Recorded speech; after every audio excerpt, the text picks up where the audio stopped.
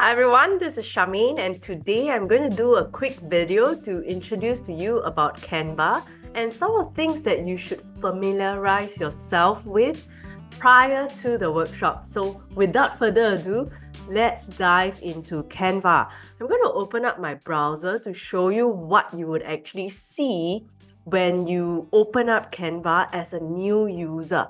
You should be able to see my screen, and on the top right, you would be able to see two buttons. The first button is called Login and the second button is called Sign Up.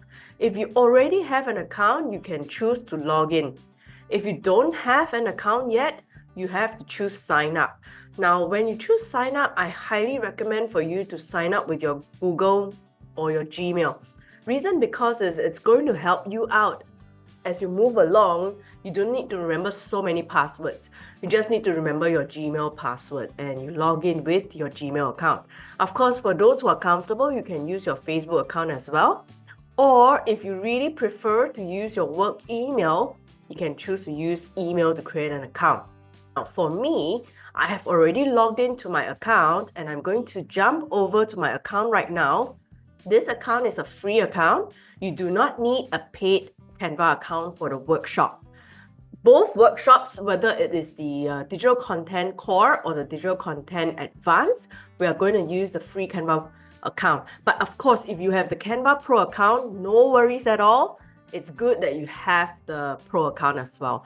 But what we're going to learn is the principles of design on social media platforms such as Instagram. Instagram, Facebook will probably be our focus for this workshop. Reason because of the time that we have together. But if you have questions, there's a Google form that has been sent to you about 1 week before the workshop. Feel free to submit your questions about 3 to 4 working days prior to the workshop. And I will try my best to address them during the workshop. One key thing that I need you to be very familiar with after you are logged in, you will see a search like this. Yours might be in the middle of the screen if it is your first time logging in. For me, it is on top. Reason because I have a lot of designs below. Familiarize yourself with this reason because you are going to be given about an hour to design your visuals. Slightly more than an hour if need be. Thing that you need to do is to search for this keyword called social media. When you search for social media, you should be under templates. Now, there are many results that will come up. What I would like you to click on is this one that says social media, and when you roll over, you should be able to see 1080 by 1080 pixels. If you don't see it, maybe try to use the Chrome browser. Okay, currently what you're seeing is from a Chrome browser, so you should be able to see this dimension, which means that it is a square. A square is more versatile, right? Now, a common mistake a lot of people do when they come into Canva is that they start selecting the templates here. What I want you to do is to select on create a blank social media. Okay, so that was the gray first box that I clicked on, and I would have a blank canvas. Now, why is this better? Is because they have this feature called design. And under design, all you need to do is to search what you are looking for. For example, if you are in a business or say you are selling coaching, all these designs on the left are free. And look at this. This is really nice, right? All you need to do is just have your own picture and replace this. So I can delete that picture and look for my own picture. Okay, I have quite a number of pictures. And I could put this picture here.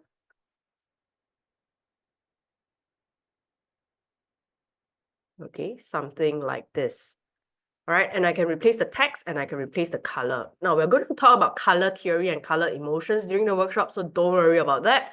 I just want you to familiarize yourself up to here, which is to be able to come to Canva, be able to choose the template, which is a square. It should look something like this.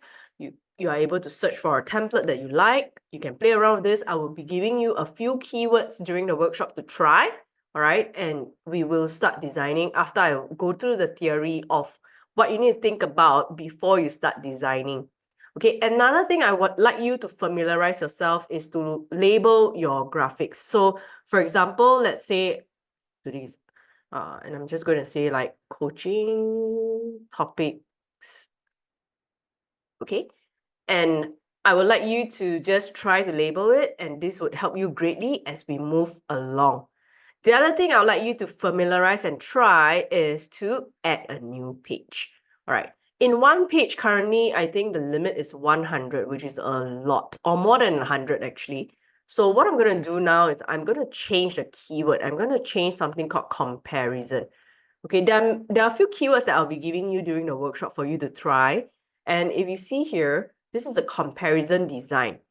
And all I need to do is I can compare mentor with coaching. Okay, and I need to reduce this. So now it's 50. Okay, looks good. So, and I can change it to my own color, my website, and I can add my logo as well. Okay, so another thing I'd like you to try, let me just double check the things that I need to run through in this video. Okay, so I talked about how to choose the right template, which is 1080 by 1080 pixels, how to choose a font, if you can familiarize this, and how you can add or remove text, right? So here in this font, typically I will be talking about the fonts that you should choose and rely on a little bit more, all right, during the workshop. But let's just all practice the same font in this activity. And I would like you to search for this font called Canva Sense, okay? And click on this. And same thing for the other text. I would like you to change it to Canva Sense. I'm going to do that as well for this. So I am done with number one, choosing a template. Number two, changing my font type. To add a font, let's say you accidentally deleted a font or words. All you need to do is just select the third option on the left to add a font. And because this is Canva Sense 60 points, this description should be at least about half and unbold. Okay, so add a heading, words, text, just for practice. So this is, okay, this is the words. Usually I check this option here to reduce the line spacing to about 1.2. If you think that it's too big, you can reduce it further, but not too small. Too small a text, typically I think it's really difficult to read for audience on social media as well. Okay, but of course we need to have, this is 24, so this shouldn't be too big. Maybe it needs to be 1.3. All right, these are things that I hope you can familiarize yourself with and come to the workshop with questions. There's a Google form that has been shared with you. As you try, if you have a question, you can ask and I would address them during the workshop. The next thing I'd like to you to practice is, since we have talked about fonts, adding and removing is just selecting the text and deleting it with your keyboard delete button. I would like you to practice uploading images. Just now we tried to add a page. You can now try to duplicate a page. Okay, duplicating is very important because when I give you design feedback during the workshop, I would like you to always duplicate before we, so I will usually ask you to label this as version 2 and version 1. And after we are done with the changes, I would like you to compare the before and after. Most participants learn from the before and after, so this is a very important thing to be familiarized with. The other thing that I'd like you to try is called uploading. So when you click on upload, I'd like you to go to this purple button called upload files. And they will actually open up and you need to choose to upload your files. So for me, because yesterday I just finished a workshop and I'm just going to upload this image to Canva. And you have to let this blue button and duck finish uploading. That is when it is complete. Do not use the image before it's fully completed. Okay, now I am done with uploading. So what I'm going to do is I'm going to try. Okay, I'm going to try and look for workshop template. So I'm going to add a page. Just now we talked about duplication already. So I'm going to use this. So try it. You upload your image already. Click on the image that you like to replace. Go back to uploads. You should see your image. Let me refresh. Since my image is not showing up because I probably uploaded it on the other tab. So clicking on this image, go back to upload, drag and drop. Okay, this layout probably doesn't really work for me. I probably need to look for another layout as well. So these things we will talk about, but you need to think about what you would like to design. So if you have already done designs in Canva, you're familiar with Canva, my suggestion is submit your designs if the Google form allows you to. Otherwise, maybe you can submit it directly to SBF. They would actually share the designs with me.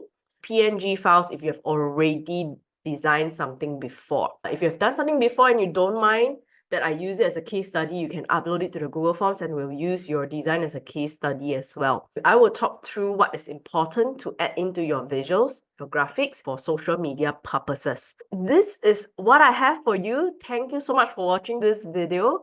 And I hope that you will familiarize yourself with these few things that I just talked about in Canva. It is very important so that you get the most out of the 3 hours with me during the workshop, as there's a lot for us to uncover together, talk through together, and I hope that you get the most out of the workshop.